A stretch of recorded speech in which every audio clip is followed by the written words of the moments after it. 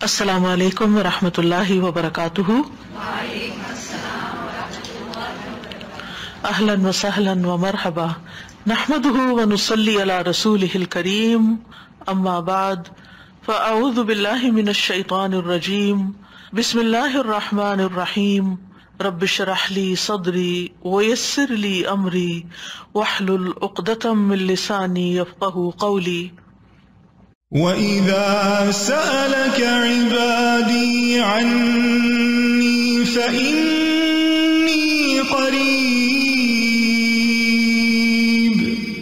أُجِيبُ دَعْوَةَ الدَّاعِ إِذَا دَعَانِ فَلْيَسْتَجِيبُوا لِي وَلْيُؤْمِنُوا بِي لَعَلَّهُمْ يَرْشُدُونَ۔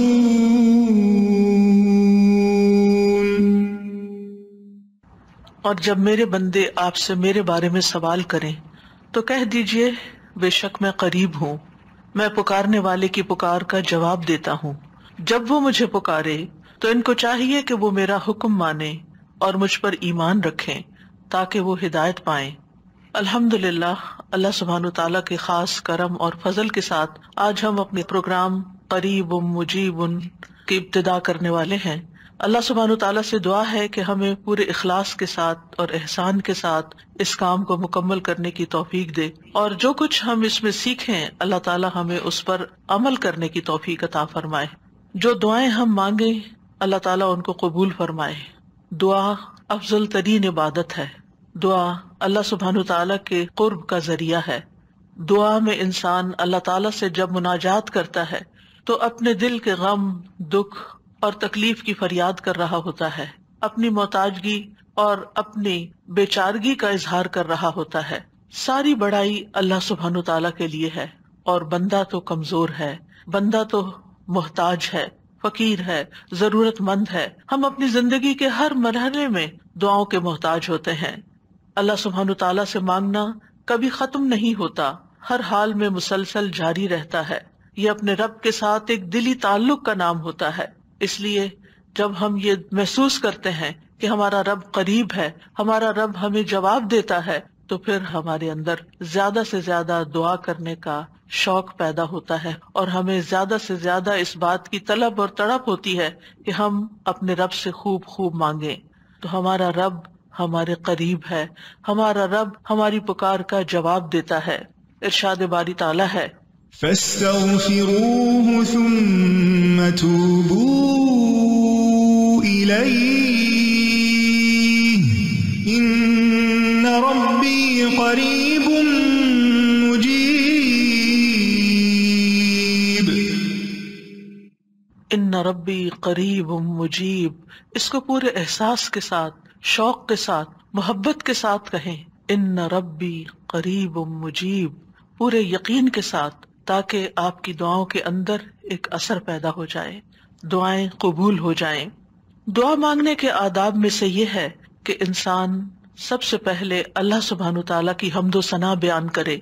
ابن مسعود رضی اللہ عنہ کہتے ہیں، جب کوئی آدمی اللہ سے سوال کرنے کا ارادہ کرے، یعنی دعا مانگنے کا ارادہ کرے، نیت کرے، تو پہلے وہ اللہ کی ایسی حمد و ثنا بیان کرے جو اس کے لائق ہے، پھر نبی صلی اللہ علیہ وسلم پر درود بھیجے، اس کے بعد دعا کرے۔ تو گویا پہلے اللہ تعالیٰ کی تعریف، پھر درود شریف، اور پھر اپنی حاجت اور اپنا سوال۔ بس اس طرح کرنے سے ممکن ہوگا کہ وہ کامیاب ہو جائے، یعنی اس کی دعا پوری ہو جائے۔ مسند احمد کی ایک روایت میں آتا ہے، رسول اللہ صلی اللہ علیہ وسلم نے ایک آدمی کو نماز میں دعا کرتے ہوئے سنا کہ اس نے نہ اللہ عز و جل کا ذکر کیا اور نہ ہی نبی صلی اللہ علیہ وسلم پر درود پڑھا، یعنی جو آخر میں ہم اتحیات میں پڑھتے ہیں۔ تو رسول اللہ صلی اللہ علیہ وسلم نے فرمایا، اس نے جلد بازی سے کام لیا۔ پھر اسے بلایا اور اسے اور دوسروں سے فرمایا، جب تم میں سے کوئی شخص نماز پڑھے تو پہلے اپنے رب کی تعریف و ثنا کرے۔ تو ہم نماز شروع کرتے ہیں اللہ اکبر کہہ کر، تو سب سے پہلے ہاتھ باندھ کر کیا کرتے ہیں؟ سبحانک اللہم و بحمدک و تبارک اسمک و تعالی جدک، اللہ تعالیٰ کی تسبیح بیان کرتے ہیں، حمد کرتے ہیں، اللہ تعالیٰ کی بڑائی بیان کرتے ہیں۔ اس کے بعد سورۃ الفاتحہ پڑھتے ہیں تو وہاں بھی اللہ تعالیٰ کی سب سے پہلے حمد و ثنا کرتے ہیں، اللہ تعالیٰ کی صفات کا ذکر کرتے ہیں، پھر اس کے بعد دعا مانگتے ہیں۔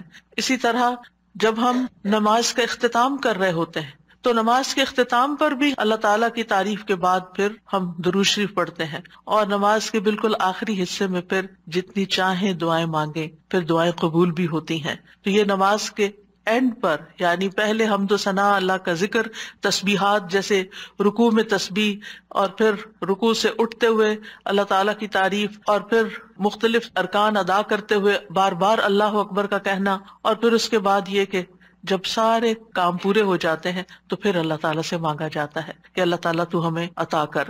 تو جس نے پہلے اپنے رب کی تعریف کی، پھر نبی صلی اللہ علیہ وسلم پر درود پڑھا، اور پھر اس کے بعد دعا کی تو اس کی دعا قبول ہوگی۔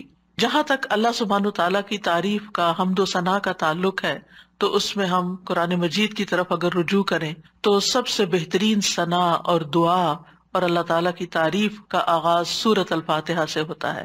الحمد للہ رب العالمین الرحمن الرحیم مالک یوم الدین ایاک نعبد و ایاک نستعین اہدنا الصراط المستقیم صراط الذین انعمت علیہم غیر المغضوب علیہم ولا الضالین۔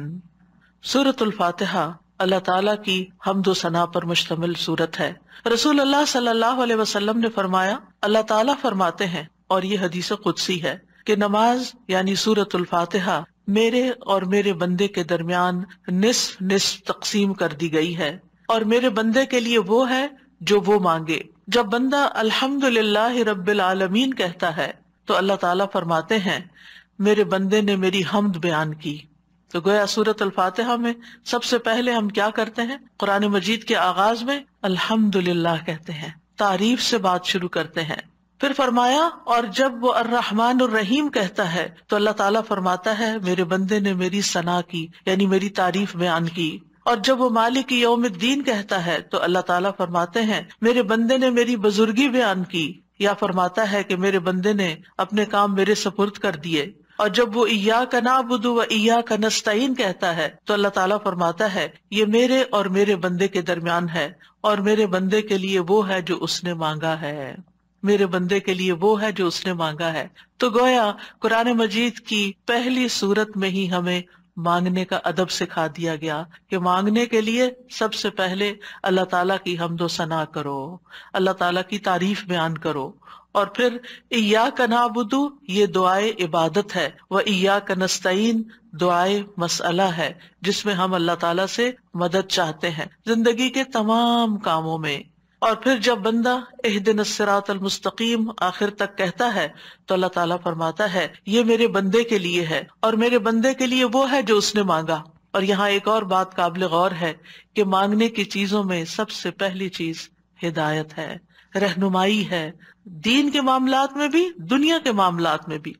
ہم ہر قدم پر اللہ تعالیٰ کی رہنمائی کے محتاج ہیں، ہم بہترین گائیڈنس وہیں سے لے سکتے ہیں۔ اور جب ہم دن کی ہر نماز کی ہر رکعت کے اندر اللہ تعالیٰ سے ہدایت مانگتے ہیں اور اللہ تعالیٰ ہماری دعا قبول کر کے ہماری رہنمائی کرتے ہیں، تو آپ سوچئے کہ زندگی کا یہ سفر کتنا خوبصورت ہو سکتا ہے، اور پھر اس کا اختتام کتنا خوبصورت ہو سکتا ہے، اور پھر اس کا انجام کتنا پیارا ہو سکتا ہے۔ لہٰذا اللہ تعالیٰ سے ہم سب ہدایت مانگتے رہیں۔ اور ویسے بھی آپ دیکھیں کہ سورۃ الفاتحہ پڑھنے کے بعد جو دعا کی جاتی ہے وہ دعا قبول ہوتی ہے، یعنی یہ قبولیت دعا کی بھی علامت ہے۔ ابن عباس کہتے ہیں کہ اس دوران کے جبریل علیہ السلام نبی صلی اللہ علیہ وسلم کے پاس بیٹھے ہوئے تھے کہ اچانک انہوں نے اوپر سے ایک آواز سنی، تو آپ نے اپنا سر اٹھایا۔ جبریل علیہ السلام نے فرمایا کہ یہ آسمان کا ایک دروازہ ہے جسے صرف آج کے دن کھولا گیا ہے، اس سے پہلے کبھی نہیں کھولا گیا تھا۔ پھر اس سے ایک فرشتہ اترا تو جبریل علیہ السلام نے فرمایا یہ فرشتہ جو زمین کی طرف اترا ہے یہ آج سے پہلے کبھی نہیں اترا۔ پھر اس فرشتے نے سلام کیا اور کہا کہ آپ کو 2 نوروں کی خوشخبری ہے جو آپ کو دیے گئے اور آپ سے پہلے کسی نبی کو نہیں دیے گئے، ایک سورۃ الفاتحہ اور دوسری سورۃ البقرہ کی آخری 2 آیات۔ جب بھی آپ ان دونوں میں سے کوئی بھی دعائیہ جملے پڑھیں گے، یعنی اہدنا الصراط المستقیم اور وہاں پر آمن الرسول کے آخر میں جو دعائیں آتی ہیں، تو آپ کو مانگی ہوئی چیز ضرور عطا کر دی جائے گی۔ تو اس لیے سورۃ الفاتحہ پڑھ کے بھی آپ دعا شروع کر سکتے ہیں، اور اسی طرح آمن الرسول جب پڑھیں اس وقت کی دعائیں بھی توجہ سے، اور اس کے ساتھ مزید دعائیں بھی، یعنی یہ دعا تو ہم مانگیں گے ہی، اہدنا الصراط المستقیم۔ اور پھر آپ دیکھیے جب ہم پریشان ہوتے ہیں، ہم فکر مند ہوتے ہیں، ہم بیمار ہوتے ہیں، تو اس موقع پر بھی ہمیں رہنمائی کی ہی ضرورت ہوتی ہے کہ اب اس مسئلے کے حل کے لیے، اس بیماری کے علاج کے لیے، اس مشکل سے نکلنے کے لیے ہم کیا کریں۔ پھر اللہ تعالیٰ رستہ دکھا دیتا ہے اور ہم اس رستے کو اختیار کرتے ہیں اور اس مشکل سے باہر آ جاتے ہیں۔ تو اس لیے انسان کو ان دونوں چیزوں پر پورا اعتماد ہونا چاہیے۔ اور پھر آپ دیکھیے کہ حمد ہوتی کیا ہے؟ حمد اصل میں اللہ تعالیٰ کی تعریف کے لیے لفظ استعمال ہو رہا ہے یہاں پر، یعنی محبت اور تعظیم کے ساتھ اللہ تعالیٰ کا کامل وصف بیان کرنا، اللہ تعالیٰ کی تعریف بیان کرنا، کیونکہ اللہ تعالیٰ اپنی ذات، اپنی صفات، اپنے افعال، یہ تین لفظ یاد رکھیے گا، اپنی ذات، اپنی صفات اور اپنے افعال یعنی کاموں میں کامل ہے، پرفیکٹ ہے۔ اس کے علاوہ کوئی اور ایسا نہیں کہ جس کے اندر کمال ہو، یہ کمال صرف اللہ تعالیٰ کے لیے ہے۔ اس لیے تعریف بھی اللہ ہی کی، وَلِلَّهِ الْحَمْدُ رَبِّ السَّمَاوَاتِ وَرَبِّ الْأَرْضِ رَبِّ الْعَالَمِينَ، کہ سب تعریف اللہ ہی کے لیے ہے جو آسمانوں کا رب ہے، زمین کا رب ہے اور سارے جہان والوں کا رب ہے، کیونکہ اسی نے سب کو پیدا کیا، زمین و آسمان اور جو کچھ ان کے بیچ میں ہے۔ اور پھر یہ کہ ہر نعمت جو ہمیں ملی اسی کی طرف سے، سب چیزوں کو پیدا کرنے والا خالق وہ، ہمارا بھی خالق وہ، اور پھر اس کے بعد ہمارا مالک بھی وہ، ہمارا رازق بھی وہ، جو کچھ بھی ہمارے پاس ہے، وَمَا بِكُم مِّن نِّعْمَةٍ فَمِنَ اللَّهِ، اسی کی طرف سے ہے۔ اس لیے سب تعریف بھی اسی کی۔ جب سب کچھ دیا اس نے تو پھر شکر بھی اسی کا ادا کرنا چاہیے۔ اور پھر آپ دیکھیے کہ ہدایت کا سبب جو کتاب اللہ ہے وہ بھی اللہ نے ہمیں دی، لہٰذا اس پر بھی اللہ تعالیٰ کی تعریف۔ تو اللہ تعالیٰ نہ صرف یہ کہ دنیا میں بلکہ آخرت میں بھی تعریف کا حقدار ہے۔ الحمد للہ الذی لہ ما فی السماوات وما فی الارض وَلَهُ الْحَمْدُ فِي الْآخِرَةِ وَهُوَ الْحَكِيمُ الْخَبِيرُ، سب تعریف اللہ کے لیے ہے کہ جو کچھ آسمانوں میں ہے اور جو کچھ زمین میں ہے سب اسی کا ہے، اور آخرت میں بھی سب تعریف اسی کے لیے ہے، وہی کمال حکمت والا، ہر چیز کی خوب خبر رکھنے والا ہے۔ اور پھر اللہ تعالیٰ کی صفات کا جو ذکر ہے کہ کیوں نہ اس کی تعریف کی جائے، کیونکہ وہ تو مہربان ہے، رحمان اور رحیم ہے، اور اللہ تعالیٰ کی 100 رحمتیں ہیں جن میں سے صرف ایک اس دنیا کے لیے، باقی 99 آخرت کے لیے۔ اس لیے تعریف دنیا میں بھی اللہ کی اور آخرت میں بھی۔ اور پھر مالک یوم الدین بھی وہی ہے کہ جس دن ہمارے اعمال کا فیصلہ ہوگا، اس لیے تعریف اسی کی کہ اس نے یہ فیصلہ اپنے ہاتھ میں رکھا ہے، اور پھر ہم اسی کی عبادت کرتے ہیں۔ جس رب کی اتنی صفات ہوں پھر اس کی عبادت کیوں نہ کی جائے، اور اسی سے ہم مدد چاہتے ہیں، اور سب سے پہلے ہدایت چاہتے ہیں، اور پھر انعام یافتہ لوگوں میں شامل ہونا چاہتے ہیں، ان لوگوں میں نہیں جن پر رب ناراض ہے، اور ان میں بھی نہیں کہ جو بھٹکے ہوئے لوگ ہیں۔ تو سورۃ الفاتحہ میں جہاں دعا کا ادب بیان ہو رہا ہے وہاں اللہ تعالیٰ کی صفات کا بھی ذکر ہے، کیونکہ فَلِلَّهِ الْأَسْمَاءُ الْحُسْنَى فَادْعُوهُ بِهَا، سب اچھے اچھے نام اللہ کے ہیں، لہٰذا ان ناموں کے ساتھ اس کو پکارو، یعنی اس کی صفات بیان کر کے، اس کی تعریف کر کے اس کو پکارو۔ نبی صلی اللہ علیہ وسلم جب صبح کے وقت اٹھتے تھے اور تہجد کی نماز شروع کرتے تھے تو اس وقت ہاتھ باندھ کر دعا پڑھتے تھے، یعنی اذا قام من اللیل یتہجد قال، اس وقت کیا پڑھتے؟ اللہم لک الحمد، اللہ سب تعریف تیرے ہی لیے ہے، انت قیم السماوات والارض ومن فیہن ولک الحمد لک ملک السماوات والارض ومن فیہن ولک الحمد انت نور السماوات والارض ولک الحمد انت الحق ووعدک الحق ولقاؤک حق وقولک حق والجنت حق والنار حق والنبیون حق ومحمد صلی اللہ علیہ وسلم حق والساعۃ حق۔ اس کے بعد دعا کرتے اللہم لک اسلمت وبک آمنت وعلیک توکلت والیک انبت والیک خاصمت والیک حاکمت فاغفر لی ما قدمت وما اخرت وما اسررت وما اعلنت انت المقدم وانت المؤخر لا الہ الا انت۔ یہ تھا آپ کی دعا مانگنے کا انداز۔ کتنی زیادہ پہلے اللہ تعالیٰ کی تعریف کی اور پھر اس کے بعد اپنا آپ اللہ تعالیٰ کے سپرد کیا، اور آخر میں جو معصوم عن الخطا ہے نبی صلی اللہ علیہ وسلم، جن کی کوئی غلطیاں ہی نہیں، کوئی گناہ ہی نہیں، وہ کیا مانگ رہے ہیں؟ ایک چیز مانگ رہے ہیں، کیا؟ فاغفر لی ما قدمت وما اخرت وما اسررت وما اعلنت، اللہ تو مجھے بخش دے، میرے اگلے پچھلے پوشیدہ اور ظاہری گناہوں کو معاف کر دے، تو ہی پہلے تھا اور تو ہی آخر میں ہوگا، تیرے سوا کوئی معبود نہیں۔ نبی صلی اللہ علیہ وسلم کے تہجد کے وقت کی اس دعا سے ہمارے لیے سیکھنے کی کیا بات ہے کہ دعا کا ایک بڑا حصہ کس پر مبنی ہونا چاہیے؟ اللہ تعالیٰ کی تعریف پر مبنی ہونا چاہیے۔ لیکن ہم نے کبھی یہ دعا کا سلیقہ سیکھا ہی نہیں، اللہ تعالیٰ کی یہ تعریف کبھی اس طرح کی ہی نہیں۔ ہمیں صرف اپنا آپ ہی یاد رہتا ہے، صرف اپنے مسائل یاد رہتے ہیں، صرف اپنی پریشانیوں کا ذکر رہتا ہے، اللہ تعالیٰ کی حمد و ثنا ہم بھولے رہتے ہیں۔ اور پھر یہ کہ اللہ سبحانہ و تعالیٰ کی حمد و ثنا کا حق ادا نہیں ہو سکتا جتنی بھی ہم کریں، اس لیے جو اللہ کے پیارے بندے ہوتے ہیں وہ اللہ تعالیٰ کی حمد و ثنا میں زیادہ وقت لگاتے ہیں۔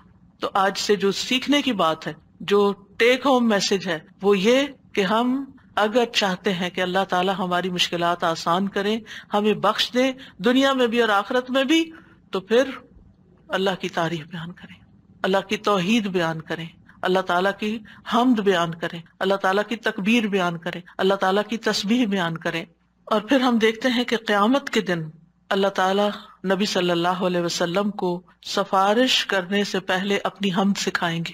یعنی ایک تو دنیا کے دعائیں ہیں نا جو دنیا میں ہم مانگتے ہیں، اور آخرت میں اس بات کی دعا کہ اللہ تعالیٰ آپ حساب کتاب قائم کر دیں، یہ بھی ایک دعا ہوگی نا، یہ سفارش ایک دعا ہے۔ لیکن اس سفارش سے پہلے کیا ہوگا؟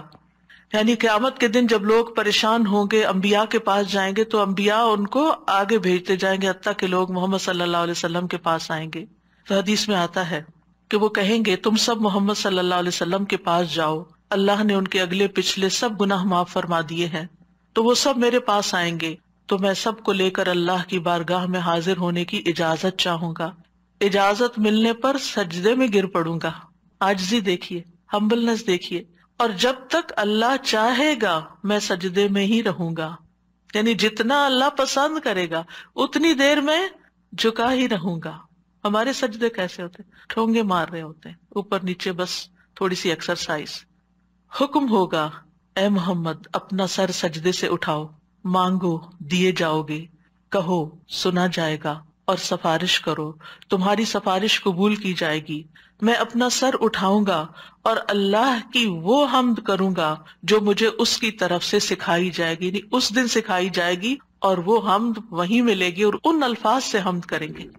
یعنی وہ حمد آج ہمیں نہیں پتا، آپ کو بھی نہیں پتا، اس وقت آپ کو سکھائی جائے گی، یعنی وہ ایسی حمد ہوگی جو اس سے پہلے کبھی نہیں ہوگی۔ اور پھر اللہ تعالیٰ کی حمد کے بعد آپ دعا کریں گے اور پھر حساب کتاب شروع ہو جائے گا۔ کیسا ہے وہ دن جس سے ہم غافل رہتے ہیں، جس کو ہم بھولے رہتے ہیں۔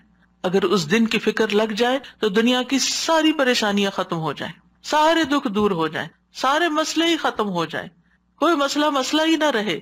اس لیے ہم سب کو اس رمضان میں جو سیکھنے کی بات ہے وہ یہ کہ دعائیں تو ہم کریں گے، لیکن اس سے زیادہ ہم اللہ تعالیٰ کی حمد و ثنا بیان کریں گے۔ اللہ تعالیٰ کی حمد و ثنا کے دو حصے ہیں، ایک تسبیح ہے اور ایک تحمید ہے۔ اللہ سبحانہ تعالیٰ نے اپنی تسبیح اور تحمید دونوں کا حکم دیا ہے۔ سورۃ الحجر میں آتا ہے فسبح بحمد ربک، یعنی حمد کے ساتھ اور کیا کرو؟ تسبیح کرو، وکم من الساجدین، اور سجدہ کرنے والوں میں سے ہو جائیں۔ سورۃ النصر میں آتا ہے فسبح بحمد ربک واستغفرہ انہ کان توابا، آپ اپنے رب کی حمد کے ساتھ اس کی تسبیح کیجئے اور اس سے بخشش طلب کیجئے، یقیناً وہ بڑا توبہ قبول کرنے والا ہے۔ سورۃ الواقعہ میں آتا ہے فسبح باسم ربک العظیم۔ سورۃ الاعلی میں آتا ہے سبح اسم ربک الاعلی، یعنی باقاعدہ تسبیح کا حکم دیا گیا ہے۔ ایک اور جگہ آتا ہے وسبح بحمد ربک بالعشی والابکار، صبح و شام اپنے رب کی حمد کے ساتھ تسبیح کیجئے۔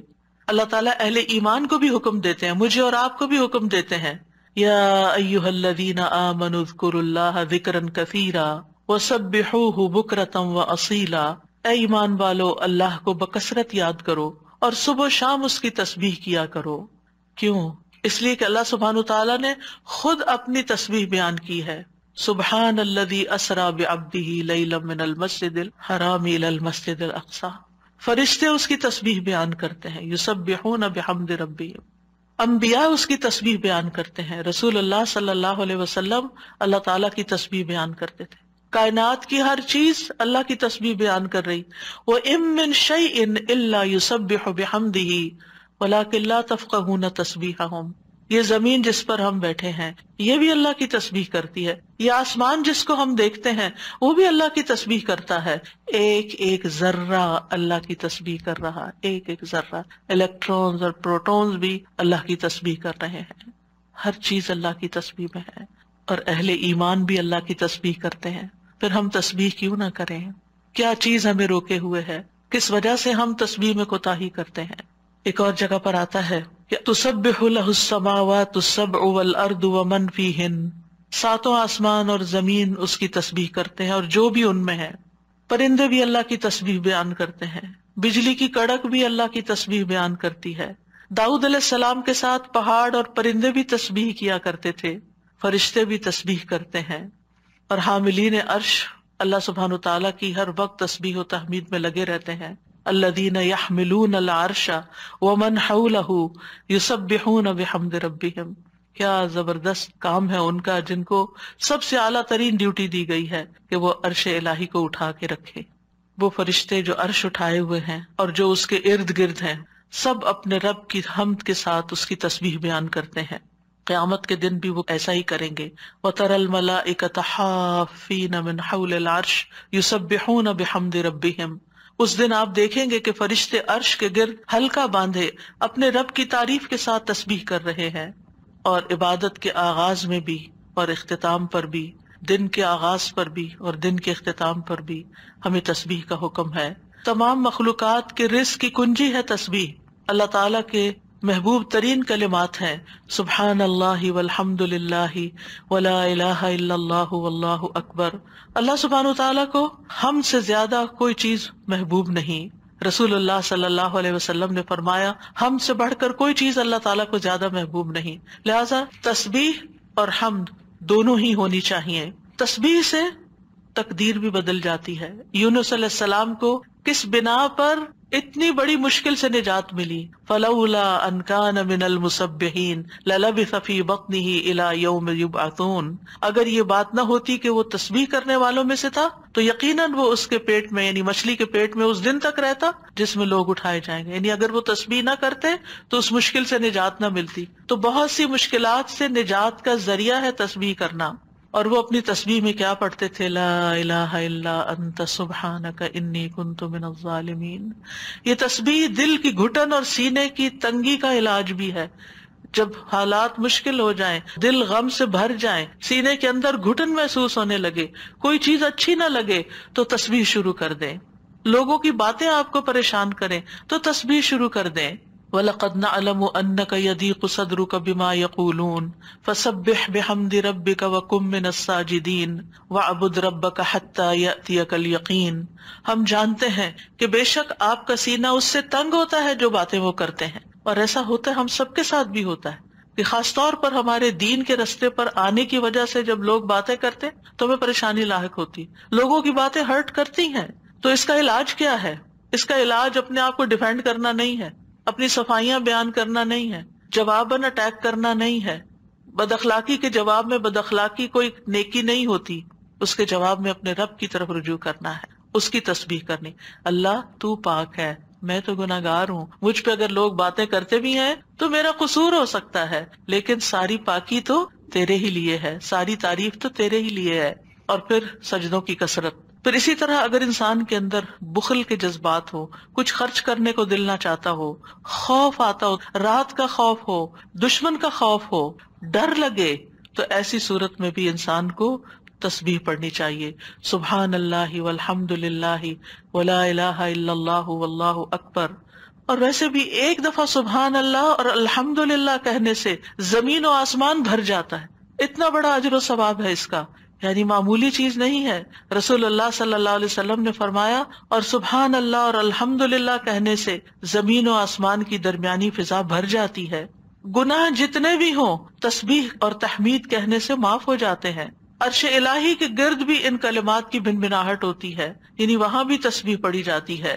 تسبیح پڑھنے والوں کے چہروں پر رونق آ جاتی ہے، حمد سے خیر و برکات نصیب ہوتی ہیں. امام ابن قیم کہتے ہیں جو ہمیشہ تسبیح کرتا ہے اس کے چہرے کے خطوط چمک اٹھتے ہیں، یعنی اس کا چہرہ روشن ہو جاتا ہے. اور جو ہمیشہ حمد پڑھتا ہے اس کے اوپر مسلسل خیرات و برکات اترتی رہتی ہیں. تو دونوں چیزیں مل جائیں تو چہرے کی رونق بھی ملے گی اور اس کے ساتھ ساتھ اللہ تعالیٰ کی طرف سے رحمتیں بھی آئیں گی. اور فرمایا جو ہمیشہ استغفار کرتا رہتا ہے اس کے لیے بند دروازے کھل جاتے ہیں. جن چیزوں میں رکاوٹ آئی ہوئی ہوتی ہم اکثر شکایت کرتے رہتے ہیں، اس چیز میں بندش ہے، اس میں بندش ہے. ان ساری بندشوں کا علاج تسبیح و تحمید میں ہے، لیکن ہم بھولے رہتے ہیں. ہم صرف پریشان رہتے ہیں اور پریشان ہو کر ذکر کرنا بھی بھول جاتے ہیں. اور یہ تو دنیا کے فائدے ہیں نا، لیکن قیامت کے دن میزان میں یہ کلمات بہت بھاری ہوں گے. آپ صلی اللہ علیہ وسلم نے ایک موقع پر اپنے ہاتھ سے 5 کا اشارہ کیا کہ یہ میزان میں بہت بھاری ہوں گے. کس قدر بھاری ہوں گے؟ اور پھر فرمایا سبحان اللہ والحمد للہ ولا الہ الا اللہ واللہ اکبر. اور 5ویں چیز مسلمان کا فوت ہونے والا نیک بیٹا، اس کا باپ ثواب کی امید کے ساتھ اس پر صبر کرے. تو یہ 5ویں چیز ہے. یعنی اگر کسی والد یا والدہ یا والدین دونوں کا جوان بیٹا فوت ہو جائے اور وہ نیک بھی ہو، جس سے یہ توقع ہو کہ ہمارے مرنے کے بعد وہ ہمارے لیے دعائیں کرے گا، لیکن انسان اللہ کی خاطر صبر کر لیتا ہے، تو یہ صبر میزان میں بہت زیادہ وزنی ہو جائے گا. اور قیامت کے دن سب سے زیادہ بہترین بندے وہ ہوں گے جو دنیا میں سب سے زیادہ حمد کرنے والے ہوں گے. اللہ کی تسبیح اور تحمید کے مسنون کلمات بھی ہیں جو نبی صلی اللہ علیہ وسلم نے خود سکھائے. آپ صرف اتنا بھی پڑھ سکتے ہیں سبحان اللہ سبحان اللہ سبحان اللہ. آپ نے دیکھا ہوگا کچھ لوگوں کی گفتگو کا تکیہ کلام ہوتا ہے سبحان اللہ، ہر دوسری بات میں وہ سبحان اللہ کہہ رہے ہوتے ہیں. اور خاص طور پر سبحان اللہ سورج طلوع ہونے اور غروب ہونے سے پہلے 100 بار پڑھا جائے تو یہ 100 اونٹوں سے زیادہ بہتر ہے. پھر اسی طرح سبحان اللہ کا مطلب کیا ہے کہ اللہ تعالیٰ پاک ہے. کس چیز سے؟ ہر نقص سے اور ہر عیب سے، ہر شبیہ سے، ہر مثیل سے. نہ کوئی اس جیسا ہے، نہ کوئی اس کی مثال ہے، یعنی ہر ایک میں نقص ہے، صرف اللہ ہی کامل ہے. تو اس کے کمال کی وجہ سے، یعنی وہ کامل ذات ہے، اس کے اندر کسی قسم کی کوئی کمی نہیں، کوئی عیب نہیں، کوئی خرابی نہیں، کوئی نقص نہیں. تو ہم جب کہتے ہیں سبحان اللہ تو اللہ تعالیٰ کو ہر طرح کے نقص سے پاک قرار دیتے ہیں، اور اس کے کمال میں بھی کوئی نقص نہیں. یعنی اللہ سبحانہ تعالیٰ میں کوئی عیب نہیں، اور پھر یہ کہ وہ کامل ہے اور اس کے کمال میں کوئی کمی نہیں، کچھ بھی کمی نہیں. یہ بھی تسبیح کا معنی ہوتا ہے. اور پھر یہ کہ اللہ سبحانہ تعالیٰ ہر کمی سے، کوتاہی سے، اور ان سارے جھوٹے خیالات اور گمانوں سے جو لوگ اس کے بارے میں رکھتے ہیں ان سب سے پاک ہے. اور اللہ سبحانہ تعالیٰ کی طرف ہم کوئی شر بھی منسوب نہیں کرتے. اللہ تعالیٰ ہر طرح کے شر سے بھی پاک ہے. تو یہ اللہ تعالیٰ کی بڑائی کا ایک کلمہ ہے. ایک شخص نے حضرت علی رضی اللہ عنہ سے پوچھا کہ سبحان اللہ کیا ہے؟ انہوں نے کہا یہ اللہ کی بڑائی کی تعظیم ہے. سبحان اللہ کلمہ توحید بھی ہے، ایمان کا رکن بھی ہے. ابن قیم کہتے ہیں تسبیح اللہ سبحانہ تعالیٰ کی ثنا اور تعریف ہے. یہ تعظیم، پاکیزگی اور تنزیہ پر مشتمل ہے. فرشتے مسلسل اس کی تسبیح کرتے ہیں، رکتے ہی نہیں. تمام کائنات، حیوانات، جمادات، نباتات، ریت کے ذرات، پانی کے قطرے، ہوائیں، بجلیاں، ہر چیز اس کی تسبیح کر رہی ہے. اور یہ تسبیح دنیا کی زندگی ختم ہونے سے ختم نہیں ہو جائے گی. جب قیامت آئے گی تو ہر چیز ٹوٹ پھوٹ جائے گی نا، یہ کائنات اس طرح نہیں رہے گی جیسے ہے، لیکن تسبیح ختم نہیں ہوگی، وہ پھر بھی جاری رہے گی. اور مومن جب جنت میں پہنچیں گے تو ان کا ذکر کیا ہوگا؟ تسبیح ہی ہوگی، اللہ تعالیٰ کی حمد و ثنا ہی ہوگی. تو نماز بھی اللہ کے لیے ہوتی ہے، دعا بھی اللہ تعالیٰ سے کی جاتی ہے. اسی طرح تسبیح بھی صرف اللہ کی ہوتی ہے. آپ کسی انسان کی تسبیح نہیں کر سکتے. وہ کہتے ہیں نا تم کس کی تسبیح پڑھ رہے ہو، کسی کی بھی نہیں پڑھنی چاہیے، کیونکہ کوئی پاک ہے ہی نہیں. ہم سب خطا کار ہیں، ہم سب سے غلطیاں ہوتی ہیں. تو اس لیے یہ بھی صرف اور صرف خالصتاً اللہ کے لیے. اور کلمہ سبحان جو ہے یہ اللہ کے سوا کسی کے لیے نہیں بولا جا سکتا. یہ نام بھی نہیں رکھنا چاہیے بچوں کا. اگر کوئی بھول کے رکھ چکا ہے تو اس کو تھوڑا سا آلٹر کر لے, سبحان رکھ لیں, ٹھیک ہے. سبحان نام نہیں رکھتے, یہ نام میں نے سنا تھا کہیں کسی نے رکھا ہوا تھا. تو سبحان جو ہے یہ یعنی ہر عیب سے پاک, یہ کیسے ہو سکتا ہے کوئی, صرف اللہ تعالیٰ ہی کی صفت ہے. تو اس لیے اللہ تعالیٰ ہی پاک ہے اور اس کے سوا کسی کی پاکی بیان نہیں کی جا سکتی کہ وہ بالکل پاک انسان ہے, پیور ہے. نہیں, سب کے اندر کوئی نہ کوئی کمی بیشی ہوتی ہے. تسبیح کے دوسرے مسنون الفاظ ہیں سبحان اللہ و بحمدہ. اس میں سبحان اللہ کے ساتھ حمد کا بھی ذکر کر دیا گیا. رسول اللہ صلی اللہ علیہ وسلم سے پوچھا گیا کون سا کلام افضل ہے؟ آپ نے فرمایا جو اللہ نے اپنے فرشتوں اور بندوں کے لیے چنا ہے, یعنی سبحان اللہ و بحمدہ. تو بات میں پھر شروع سے جا کے ملاؤں گی کہ یہ خالی تسبیح پہ کوئی لیکچر میں نہیں دے رہی. یہ دعا مانگنے سے پہلے آپ نے جو کلمات ادا کرنے ہیں, جو اذکار کرنے ہیں, جو تسبیحات پڑھنی ہیں, یہ ان کی وضاحت ہو رہی ہے کہ یہ بہترین دعائیں ہیں ایک طرح سے. یعنی اگر آپ صرف اللہ تعالیٰ کی تعریف بیان کرتے رہیں اور کچھ بھی نہ کہیں تو آپ کو وہ ساری خیر مل جائے گی جو آپ چاہتے ہیں اور اس سے بھی زیادہ. دعا مانگنے میں ہم عام طور پر صرف ایک چیز کو دعا سمجھتے ہیں اور وہ یہ ہے کہ اللہ سے کسی چیز کا سوال کرنا. وہ صرف 1% ہے. اللہ تعالیٰ سے دعا کے مختلف طریقے ہیں اور اسی میں سے ایک اس کی حمد و ثنا بیان کرنا, بلکہ کچھ مانگنے سے پہلے تو لازمی طور پر اس کی حمد و ثنا کرنا. تو سبحان اللہ کہنا جو ہے یہ توحید کی انتہا ہے کہ اللہ تعالیٰ کو ان عیوب سے پاک قرار دینا جو اس کے شان کے لائق نہیں. اور پھر یہ کہ کوئی بھی چیز جو اللہ تعالیٰ کی عظمت کے خلاف ہے, کوئی بات, کوئی کام, کوئی اشارہ, کوئی چیز, ان سب کو بھی نگیٹ کرنا. اب اس میں آپ دیکھیں کہ ہم ایک طرف سبحان اللہ کہتے ہیں کہ اللہ تعالیٰ ہر عیب سے پاک ہے, دوسری طرف کہتے ہیں وہ بحمدہ اور اس کی تعریف بیان کرتا ہوں. یعنی ایک میں ہم نگیٹ کرتے ہیں ہر برائی کو, اس سے ہر عیب کو, اور دوسرے میں ہم اس کی صفات بیان کرتے ہیں, اس کی تعریف کرتے ہیں. تو تعریف مکمل ہی تب ہوتی ہے جب آپ تسبیح بھی کریں اور حمد بھی کریں. تو سبحان اللہ کو الحمدللہ کے ساتھ ملا کر پڑھنے کی فضیلت زیادہ ہے. یعنی ویسے تو آپ صرف سبحان اللہ سبحان اللہ سبحان اللہ بھی کہہ سکتے ہیں, لیکن یہ عادی بات ہے. لیکن جب آپ کہتے ہیں سبحان اللہ و بحمدہ, ابن تیمیہ کہتے ہیں کہ تسبیح تحمید کا ساتھی ہے, یہ ساتھ ہی آنی چاہیے, یعنی تعریف بھی ساتھ ہونی چاہیے. تیسرا ورژن ہے سبحان اللہ و بحمدہ سبحان اللہ العظیم. پاک ہے اللہ اپنی حمد کے ساتھ, پاک ہے اللہ جو بہت عظمت والا ہے. رسول اللہ صلی اللہ علیہ وسلم نے فرمایا 2 کلمے ایسے ہیں جو زبان پر ہلکے ہیں, میزان میں بہت بھاری ہیں اور رحمان کو بہت محبوب ہیں, اور وہ ہیں سبحان اللہ و بحمدہ سبحان اللہ العظیم. اور اس میں بھی ہم دیکھتے ہیں کہ اللہ تعالیٰ کی پاکی بھی بیان ہو رہی ہے, تعریف بھی ہو رہی ہے, اور اس کی عظمت کا بھی بیان ہے. یہاں ایک اور چیز کا اضافہ ہو گیا, یعنی وہ اتنا عظیم ہے کہ ہماری عقل اس تک پہنچ ہی نہیں سکتی, ہم اس کی عظمت کا احاطہ ہی نہیں کر سکتے. ابن جریر کہتے ہیں العظیم سے مراد وہ ہستی ہے جس کی مخلوق تعظیم بجا لاتی ہے, اس سے ہیبت رکھتی ہے, اس سے ڈرتی ہے. ہم یہ کیوں کہتے ہیں سبحان اللہ العظیم؟ اللہ تعالیٰ کے تو بہت سے نام ہیں, بہت سی صفات ہیں. یہ اصل میں ہم اپنی کم مائگی کا اعتراف کر رہے ہوتے ہیں کہ یا اللہ آپ اتنے بڑے ہیں کہ ہم تو آپ کی تعریف کا حق ہی ادا نہیں کر سکتے. اور یہ ایک حقیقت ہے, ہم حق ادا نہیں کر سکتے. ہم اللہ تعالیٰ کی عظمت کو پا ہی نہیں سکتے, وہ ہمارے گمان سے کہیں بڑا ہے. یعنی جتنا بڑا آپ اس کو خیال کریں وہ اس سے بھی آگے. وہ اپنی ذات میں بھی عظیم ہے اور اپنی صفات میں بھی عظیم ہے. پھر ایک اور ورژن ہے سبحان اللہ والحمد للہ ولا الہ الا اللہ واللہ اکبر. اللہ پاک ہے, اسی کی تعریف ہے, اس کے علاوہ کوئی معبود نہیں ہے, اور اللہ سب سے بڑا ہے. نبی صلی اللہ علیہ وسلم نے فرمایا جب تم سبحان اللہ کہو گے تو اللہ تعالیٰ کہے گا تم نے سچ کہا. جب تم الحمدللہ کہو گے تو اللہ تعالیٰ فرمائے گا تم نے سچ کہا. جب تم لا الہ الا اللہ کہو گے تو اللہ تعالیٰ فرمائے گا تم نے سچ کہا. جب تم اللہ اکبر کہو گے تو اللہ تعالیٰ فرمائے گا تم نے سچ کہا. لیکن ہم نے کبھی آج تک سوچا کہ ہم جو کہہ رہے ہیں اللہ تعالیٰ کیا جواب دے رہے ہیں؟ سبحان اللہ والحمدللہ ولا الہ الا اللہ واللہ اکبر. یعنی ایک طرف ہم اللہ تعالیٰ کو پاک قرار دیتے ہیں, پھر اس کی تعریف بیان کرتے ہیں اس کی تمام صفات کمال و جمال کے ساتھ, پھر اللہ تعالیٰ کی توحید بیان کرتے ہیں لا الہ الا اللہ کہہ کر, اور پھر اللہ اکبر کہہ کر کیا کہتے ہیں کہ اللہ تعالیٰ سب سے بڑا معبود ہے, سب سے بڑا ہے.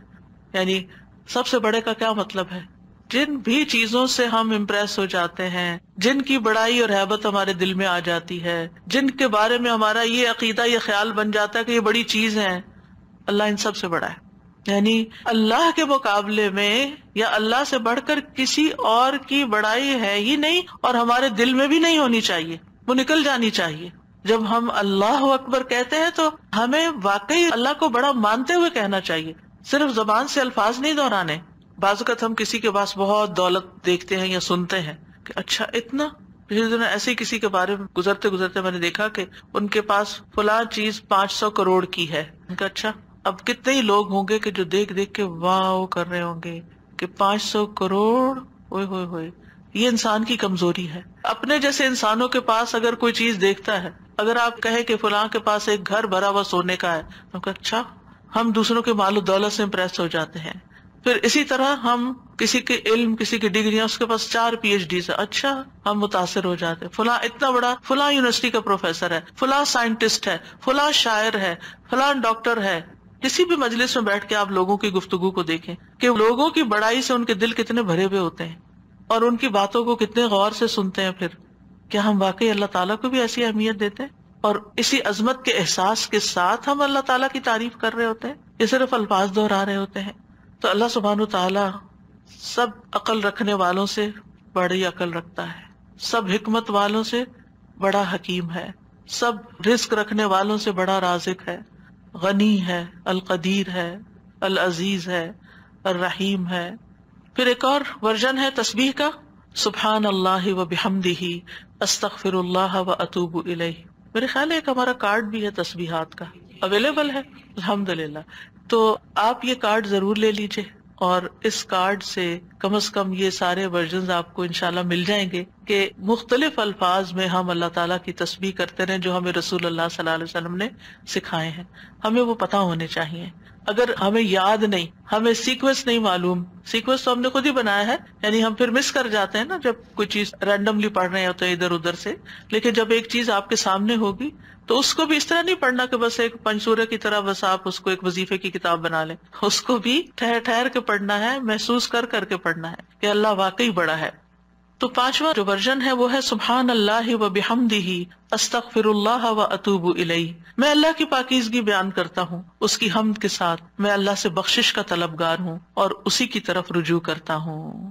حضرت عائشہ کہتی ہیں کہ رسول اللہ صلی اللہ علیہ وسلم کثرت سے یہ فرمایا کرتے تھے، سبحان اللہ و بحمدہ استغفر اللہ و اتوب الیہ. حضرت عائشہ کہتی ہے میں نے پوچھا، اے اللہ کے رسول، میں آپ کو دیکھتی ہوں آپ بکثرت یہ پڑھتے رہتے ہیں. تو آپ نے فرمایا، میرے رب نے مجھے خبر دی ہے کہ میں جلد ہی اپنی امت میں ایک نشانی دیکھوں گا، اور جب میں اس کو دیکھ لوں تو بکثرت کہوں. یعنی اللہ تعالیٰ کی طرف سے مجھے حکم ملا ہے، وہ نشانی میں دیکھ چکا ہوں. اذا جاء نصر اللہ والفتح ورأیت الناس يدخلون فی دین اللہ افواجا فسبح بحمد ربک واستغفروا. اب یہاں ایک اور چیز کا اضافہ ہو، تسبیح بھی، حمد بھی، اور پھر استغفار بھی. اور اسی پر وہ آیت بھی ہے، فاستغفروه ثم توبوا إليه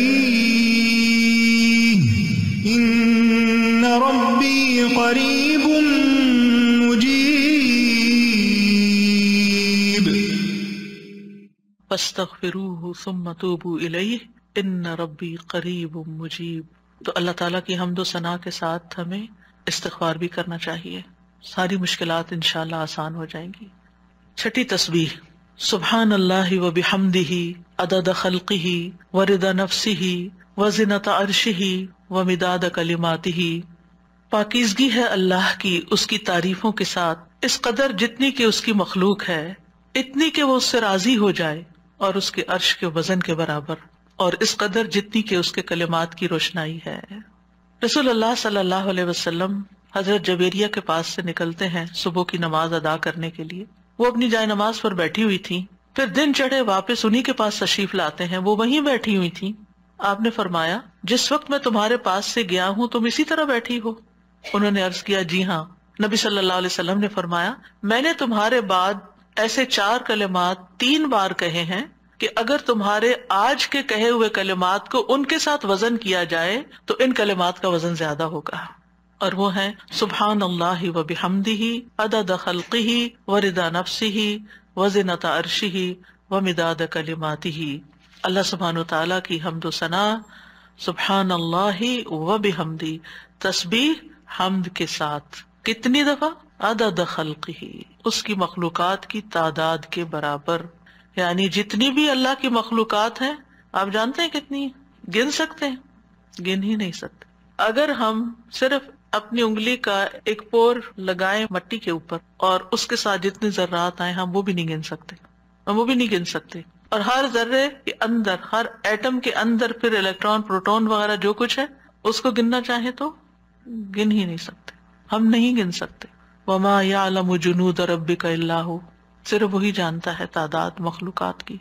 یہ ستارے، یہ سیارے، یہ گیلیکسیز، یہ زمین، یہ آسمان، یہ سمندر، یہ پہاڑ، ہم تو اس پوری کائنات میں صرف ایک ڈاٹ کے اوپر بیٹھے ہوئے ہیں.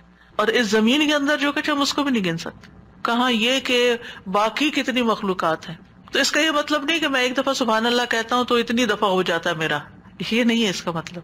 اس کا مطلب یہ ہے کہ اللہ سبحانہ تعالیٰ کی اتنی زیادہ تعریف ہے، وہ اتنی تعریف کے لائق ہے. یعنی وہ اتنی تعریف ڈیزرو کرتا ہے جتنی مخلوقات کی تعداد ہے. اور آپ کو معلوم ہے وَإِن مِّن شَيْءٍ إِلَّا يُسَبِّحُ بِحَمْدِهِ، کوئی چیز ایسی نہیں جو اس کی تسبیح نہ کر رہی ہو. تو سبحان اللہ و بحمدہ عدد خلقہ، یعنی ان ساری مخلوقات کے ساتھ میں بھی شریک ہو رہا ہوں جو اللہ کی تسبیح میں لگی. ایک ایک ذرہ اللہ کی تسبیح کر رہا ہے. تو اس کے لیے تو نہ کوئی کاؤنٹ ہے، نہ نمبر ہے، گن ہی نہیں سکتے. ہم 100 دانوں کی تسبیح لے کے خوش ہو جاتے ہیں، ہم تسبیح کر رہے ہیں. ایک 100 دفعہ پڑھ لینا، کوئی 100 دفعہ پڑھ لیا، اپنے آپ کو ہی تسلی دے دیتے ہیں. اس کو کیا پرواہ ہماری 100 دفعہ کی اگر ہم خلوص کے ساتھ نہیں پڑھتے. اس کی تو پوری کائنات اور کائنات کی ہر چیز. آپ ذرا باہر نکلے آج اور جب ڈرائیو کر کے جا رہے ہوں تو دائیں بائیں درختوں کو دیکھیں، پتوں کو دیکھیں، چڑیوں کو دیکھیں. آج صبح اتفاق سے پھر سنو پڑنے لگی تو میں ونڈو سے جب دیکھنے لگی تو پہلا خیال مجھے یہ آیا، یا اللہ اچھی خاصی پڑھ رہی تھی، اتنے اس کے فلیکس ہیں، یہ سارے تسبیح کرتے ہوئے گر رہے ہیں، سجدے میں پڑھ رہے ہیں، سجدے میں پڑھ رہے ہیں، حکم مانتے چلے جا رہے ہیں، مانتے. اور جب تک اللہ کا حکم ہوگا برسیں گے، اور پھر جب ختم ہو جائے گا بس ختم ہو جائیں گے. اور تھوڑی دیر کے بعد ان کا وجود بھی ختم ہو گیا. یعنی انہوں نے اپنے حصے کی تسبیح کر لی. جتنی دیر میں پیدا ہوئے تھے، جتنی دیر میں ختم ہوئے، اپنی تسبیح کرتے کرتے گئے، آغاز سے انتہا تک. بارش کے قطرے، ہوائیں، اڑتے پتے، یعنی کوئی انتہا ہی نہیں. ہے تو بہت معمولی مثال ہے، اگر انسان غور کرنا شروع کرے تو کوئی اس کی انتہا نہیں. عدد خلقہ، دل بھر کے کہا کریں عدد خلقہ، اور اپنے امیجنیشن کو بڑھائیں. پھر آپ دیکھیں گے کہ آپ کے اندر اللہ کی محبت کیسی آئے گی. تو جس کی تسبیح، جس کی تعریف اتنی کائنات کر رہی، اگر میں نے کوتاہی کی تو سراسر میرا ہی نقصان ہے، اس کا کچھ نہیں بگڑے گا. اس کو پرواہ ہی نہیں ہے میں کرتی ہوں یا نہیں، اس کو نہیں پرواہ. ہاں اگر میں دل سے کرتی ہوں اور محبت سے کرتی ہوں تو وہ بڑا ہی قدردان ہے. اور اس میں آپ دیکھیں کہ مخلوقات کی صرف ایک قسم مراد نہیں ہے، جن، انسان، فرشتے، چھوٹے بڑے، جانور، حیوان، پرند چرند، سب کے سب. پھر اس کے بعد ورضا نفسہ، اور اس کے نفس کی رضا کے مطابق، یعنی جس سے وہ راضی ہو جائے، جتنی اس کے نفس کی رضا ہے، جتنی اللہ تعالیٰ اپنی ذات کے لیے تسبیح کو پسند کرتا ہے. یعنی میرے پاس تو الفاظ ہی نہیں، کیونکہ اللہ کی رضا کیا ہے؟ وَرِضْوَانُ اللَّهِ اکبر، سب سے بڑی چیز ہے اللہ کی رضا. یا انسانیوں کہ میں اللہ کی تسبیح کر رہی ہوں حتیٰ کہ وہ راضی ہو جائے، اور پھر اس کے بعد بھی تسبیح کر رہی ہوں، اس کے بعد بھی حمد ہے، وہ مجھ سے راضی بھی ہو جائے پھر بھی میں مزید کروں گی. یہ نہیں کہ میرا ایم یہ ہے کہ بس اللہ کو راضی کرنا ہے اور راضی ہو گیا بس میرا کام ختم. نہیں، اس سے زیادہ، اس سے آگے. وزنۃ عرشہ، اس کے عرش کے وزن کے برابر. یعنی میں اتنی حمد اور تسبیح بیان کر رہی ہوں جتنا عرش کا وزن ہے.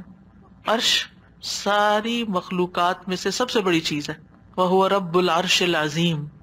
ابو ذر کہتے ہیں نبی صلی اللہ علیہ وسلم نے فرمایا، اے ابو ذر، کرسی کے مقابلے میں 7 آسمان اس طرح ہیں جیسے بیابان زمین میں کوئی چھلا پڑا ہوا ہو. پھر کرسی کے مقابلے میں عرش کا حجم اتنا ہے جیسے اس چھلے کے مقابلے میں بیابان کا وجود ہے. سبحان اللہ. اگر کرسی جو وسع کرسی السماوات والارض ہے، اس کی حیثیت اتنی ہے عرش کے سامنے جیسے زمین و آسمان کی کرسی کے سامنے، تو پھر عرش کتنا بڑا ہوگا.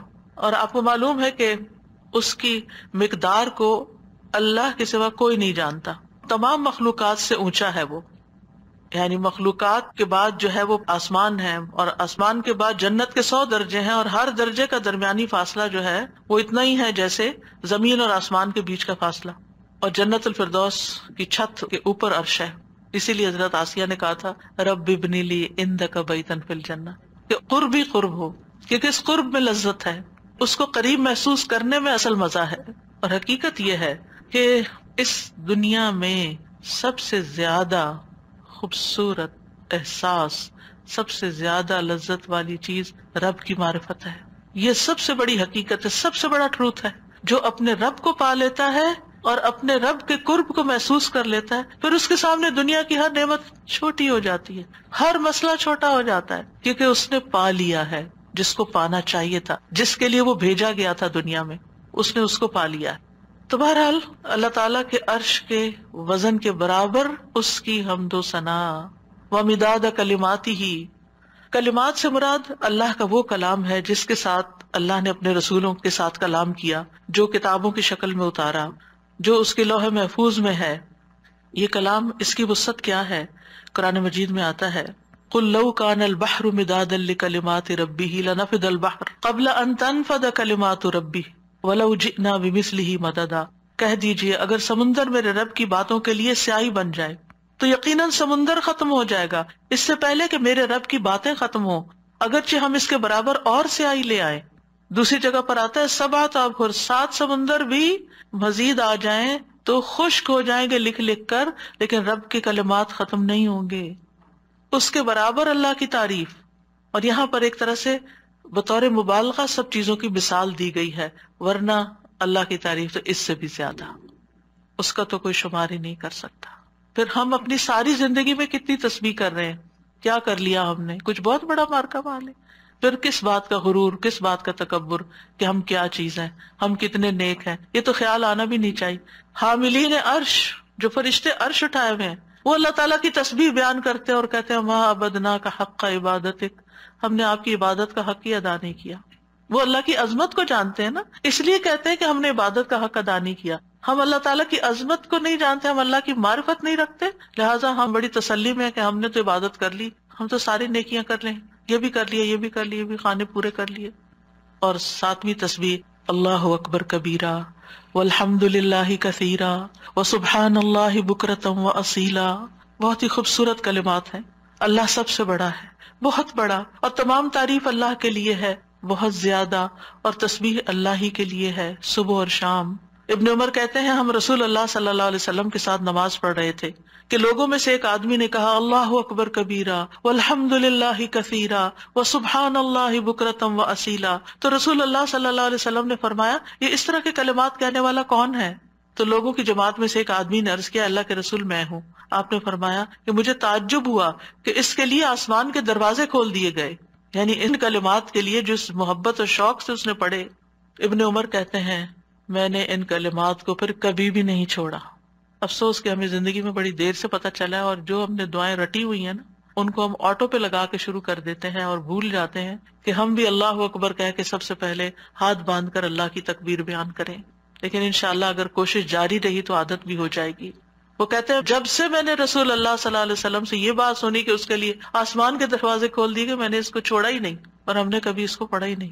علم ہونے اور نہ ہونے میں بہت بڑا فرق ہے.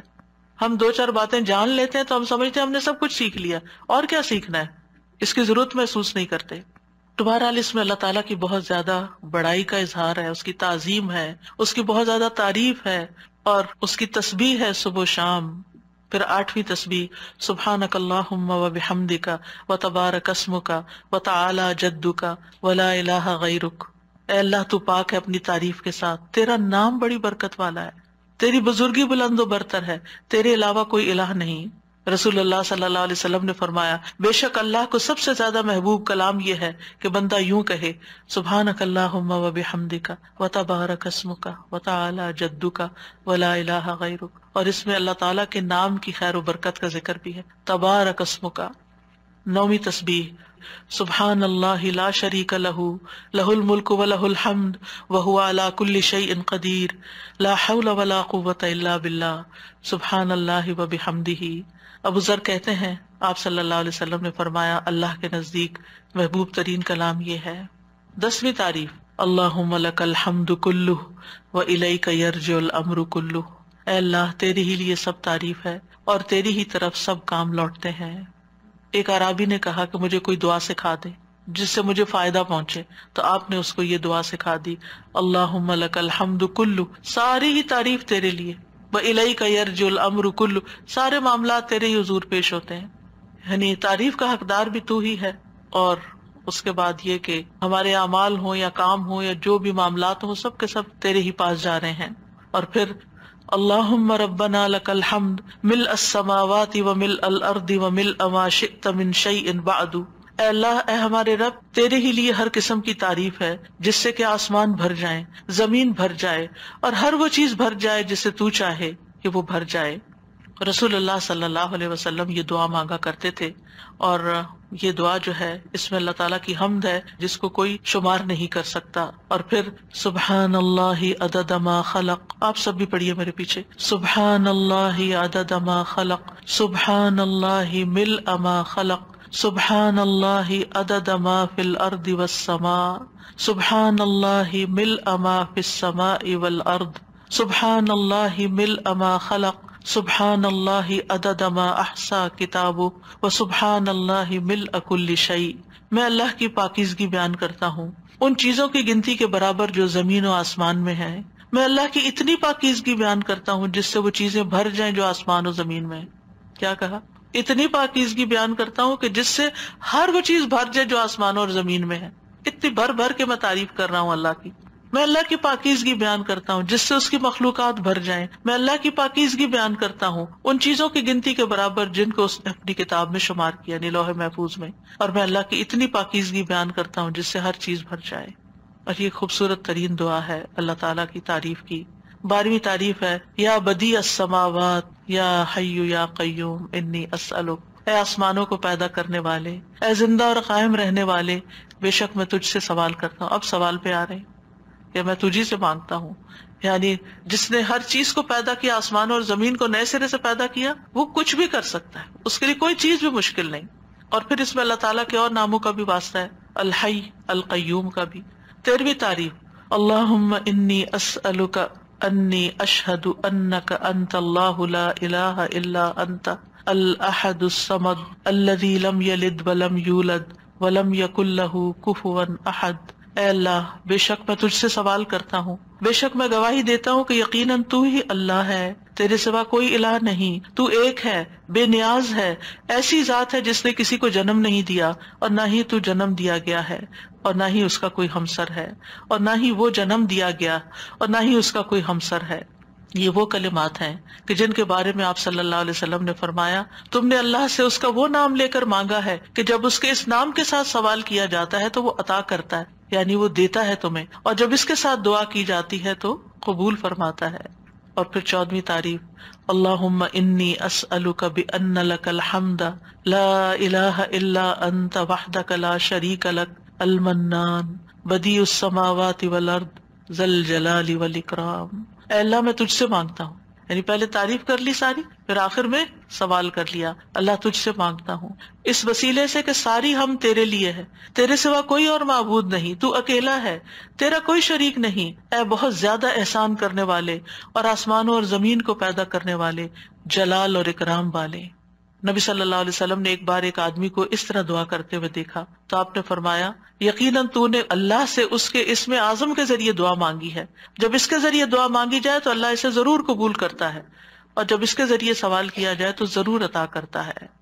تو دعا کرنے سے پہلے حمد و ثنا کرنی چاہیے۔ پہلی دفعہ احساس ہوا استاذہ کہ ایسے ہی ہم دل میں اللہ تعالیٰ سے باتیں کرتے ہیں نا، تو ایسے ہی بس بے دھڑک ایک دعا کرنا شروع کی، اور ایک دم I just stopped in my tracks. میں نے کہا سبحان اللہ، مجھے تسبیح سے ادب جیسے ایک لفظ یاد رہ گیا کہ ادب بھی نہیں ہے کہ کس طرح سے مانگنا ہے۔ ٹھیک ہے، الحمدللہ ایک ہماری ایک ہوتی ہے انفارمل کانورسیشن اللہ تعالیٰ سے، لیکن ادب اور پھر اس کے ساتھ جو ایک عاجزی اور ایک جو فارمل ایک پورا، اور اسپیشلی نماز کے اندر یہ چیز بہت زیادہ محسوس ہوئی کہ کیا پڑھ رہے ہیں اور کیسے پڑھ رہے ہیں، اس چیز کا کتنا خیال کرنے کی ضرورت ہے۔ تو بہت الحمدللہ فائدہ مند تھا اللہ کا۔ الحمدللہ۔ السلام علیکم سر. ہم یہ سوچتے کہ پھر گھوم کے بعد یہ کہ ہم صرف اپنے بارے میں سوچتے نا کہ وی وانٹ دس اور اللہ سبحانہ تعالیٰ کی تعریف جب کرنے کی بات ہوتی ہے تو پھر ہم یعنی اللہ سبحانہ تعالیٰ کی حمد و ثنا جو ہے وہ ایک طرح سے اللہ تعالیٰ کا شکر بھی ہے نا ان ساری نعمتوں پر جو اس نے پہلے سے ہمیں دے رکھی ہیں. زندگی کی نعمت، آزادی کی نعمت، رزق کی نعمت، اولاد کی نعمت، بے شمار نعمتیں. وَإِن تَعُدُّوا نِعْمَتَ اللَّهِ لَا تُحْصُوهَا. وہ نعمتیں بھول کر پھر کوئی اور چیز چاہیے تو ایسے بے ڈھنگے لوگوں کی طرح ہمیں یہ چاہیے، ہمیں یہ چاہیے، ہمیں یہ چاہیے. اونلی فوکسنگ ہم نیڈ پہ کر رہے ہوتے ہیں. اس کو آپ محسوس کریں نا کہ جیسے آپ کے بچوں کے پاس الحمدللہ دنیا کی ہر نعمت ہے، لیکن اس پر وہ آپ کا کوئی شکریہ ادا کیے بغیر یا کوئی اطاعت یا فرمانبرداری یا ایک محبت کا اظہار کیے بغیر پھر ان کو کوئی مطلب پیش آ جاتا ہے تو پھر وہ کہتے ہیں ہمیں یہ چاہیے. تو کیسا لگتا ہے؟ چاہے اپنے ہی بچے ہوں، کیسا محسوس ہوتا ہے کہ ان کو ذرا احساس نہیں کہ ہم نے ان کے ساتھ کیسے کیسے احسانات کیے ہوئے ہیں، اور ان کو صرف اس وقت ہماری یاد آتی ہے جب ان کو کوئی ضرورت پڑتی ہے. اس کے بغیر یہ ہمیں یاد بھی نہیں کرتے. ہمارا تو اس سے بھی برا حال ہے.